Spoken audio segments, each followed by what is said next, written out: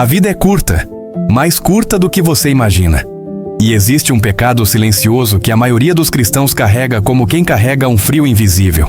Não dói, mas corrói devagar. Você ora, canta, segue a rotina da fé.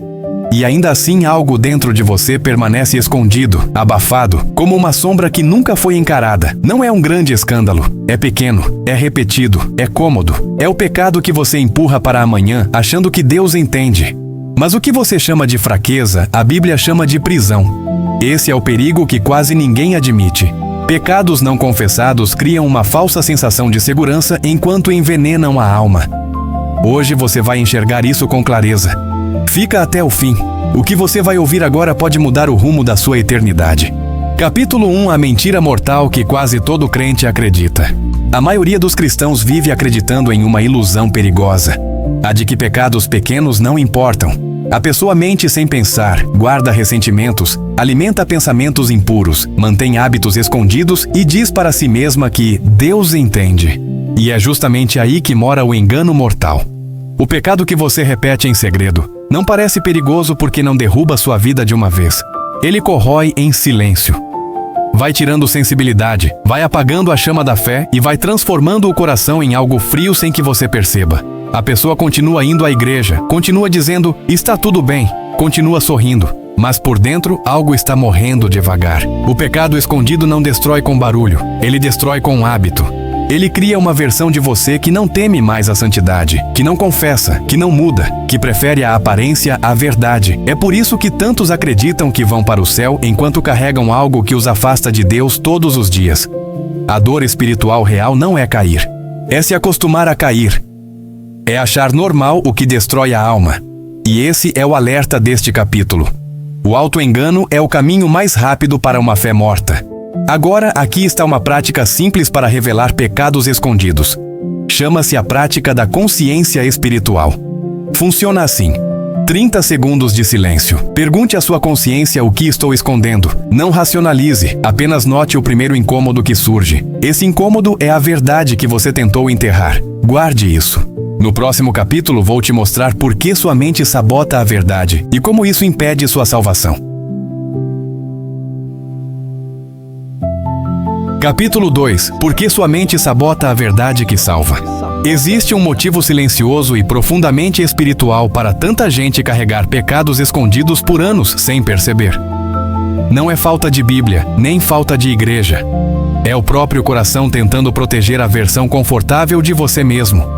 A mente cria histórias para justificar o pecado, diminui a gravidade, empurra a responsabilidade, inventa desculpas, esconde a dor e constrói uma bolha onde a verdade não entra. É por isso que tantos acreditam que estão bem quando, na verdade, estão espiritualmente à beira do colapso. A mente odeia confrontos. Ela prefere a ilusão ao arrependimento, prefere a aparência ao quebrantamento, prefere manter o pecado escondido a admitir que precisa mudar agora. E essa sabotagem não é barulhenta, ela é sutil. Você pensa que está forte quando, na verdade, está anestesiado. Você pensa que domina o pecado quando, na verdade, ele domina você. O coração humano tem a habilidade assustadora de transformar desobediência em rotina. Com o tempo, você deixa de chamar de pecado aquilo que um dia te envergonhou. E quando isso acontece, não é só a fé que adoece. É a salvação que entra em risco real. Porque ninguém se perde de repente. A pessoa se perde aos poucos. Justificação após justificação, até não sentir mais nada. E é aqui que este capítulo te confronta. Se você nunca encara a verdade, você nunca será livre. A mente que não aceita a luz se torna cúmplice da escuridão. Capítulo 3: O ciclo invisível que mantém o pecado vivo. A maioria dos cristãos não vive presa ao pecado por fraqueza, mas por repetição. Existe um ciclo espiritual silencioso que mantém o pecado escondido respirando dentro da alma, mesmo quando você acha que está no controle. O ciclo começa com o gatilho, uma emoção, uma memória, uma carência, um vazio. Depois vem o pensamento que ninguém ouve, aquele que parece pequeno demais para ser perigoso. Em seguida vem o hábito, aquele comportamento que você repete quase sem perceber. E por fim, a parte mais destrutiva de todas, a normalização. Você olha para o pecado e pensa que ele não é tão sério assim.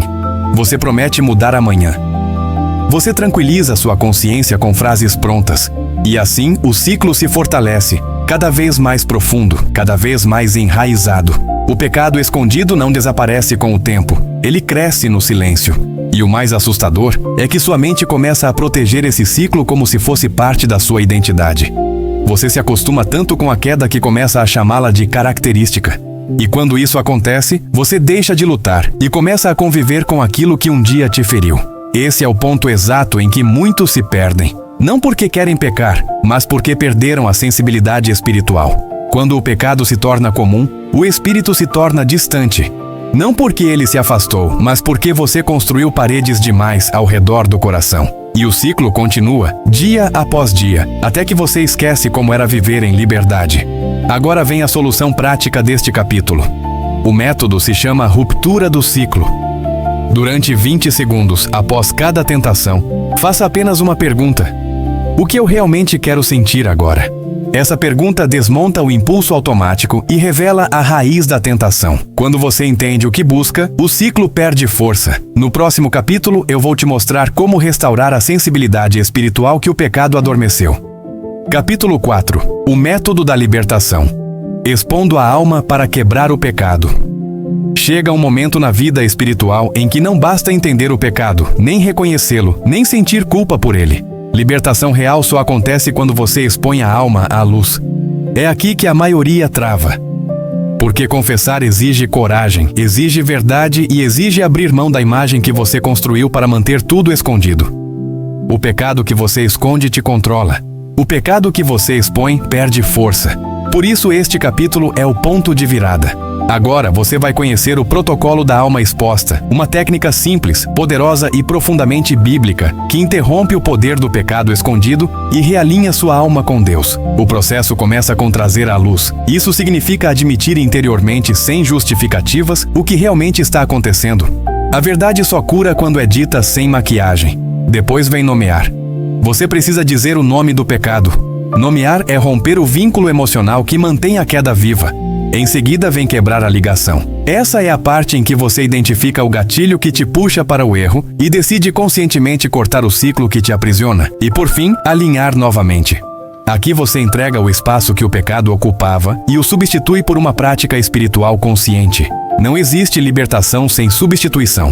Toda queda removida precisa ser preenchida por algo santo. E é nesse ponto que a transformação começa a tomar forma. Quando você expõe a alma, o pecado perde o direito de permanecer oculto. Quando você nomeia, ele perde o disfarce. Quando você corta a ligação, ele perde o acesso. Quando você realinha, ele perde o poder. Isso não é teoria, é libertação real. Agora vem a solução final deste capítulo. A confissão prática. Hoje, antes de dormir, escolha apenas um pecado escondido e confesse a Deus com clareza. Depois, faça uma única ação corretiva que quebre o padrão. Essa é a chave que abre a porta da liberdade. No último capítulo, vou te mostrar o que você acabou de vencer e qual é seu próximo passo para viver salvo e livre. Final. O que você venceu e para onde Deus está te levando agora? Se você chegou até aqui, precisa entender algo. Hoje você venceu uma guerra que muita gente morre sem perceber que estava lutando. Você rompeu o silêncio que alimentava o pecado escondido. Você encarou a verdade, expôs o coração, quebrou o ciclo, abriu espaço para a luz e deu um passo que muda eternidades. Isso não é pequeno, isso é libertação. Agora você carrega algo que poucos têm: consciência espiritual viva. A partir de hoje, você não anda mais cego, não vive mais anestesiado e não depende mais das desculpas que te mantinham preso. Deus está te levando a um lugar de clareza, sensibilidade e propósito. O pecado que te segurava perdeu terreno, a voz que te guiava para longe perdeu força. Você começou uma jornada de libertação que não termina aqui. E se você quer entender como permanecer limpo, livre e sensível, assista ao vídeo sobre quem é o Espírito Santo. Ele é quem vai sustentar o que começou hoje. Você não está só, você está despertando.